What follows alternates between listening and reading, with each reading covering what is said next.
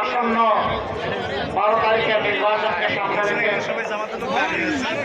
মর্যাদাপূর্ণ রাজধানীর আসন ঢাকা 4 এবং 5-এর উদ্যোগে আয়োজিত নির্বাচনী জনসভার সম্মানিত সভাপতি, সভামঞ্চে বসা 10 দলের সমর্থিত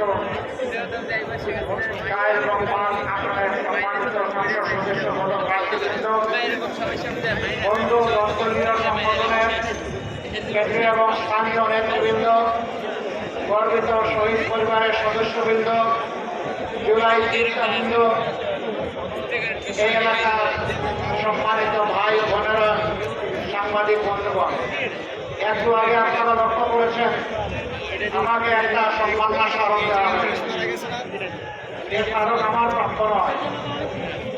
যারা বুকের রক্ত ঢেলে দিয়ে জালিমের রক্ত চক্ষু উপেক্ষা করে বুক খুলে দিয়েছিল অস্ত্র এবং গুলির মুখে, যারা লড়াই করেছিল অকুত ভয়ে, যারা জীবন দিয়েছিল দেশের তরে, যারা সংযুক্ত পালন করেছে দেশ এবং সমাজকে মুক্ত করার জন্য, আমি এই সম্মাননা তাদের জন্য উৎসর্গ করলাম।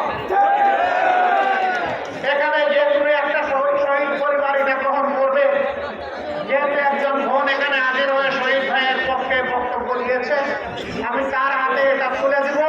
সে সমস্ত শহীদদের পক্ষ থেকে এটাকে সংরক্ষণ করবেন ইনশাআল্লাহ।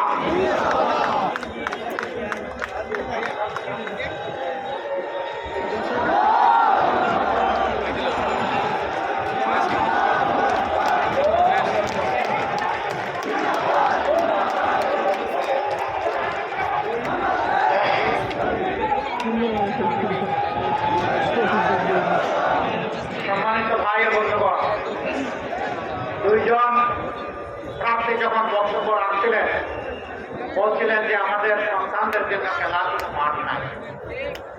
এটা সাক্ষ্য দিচ্ছে আজকে রাস্তার উপরে এই জনসভা।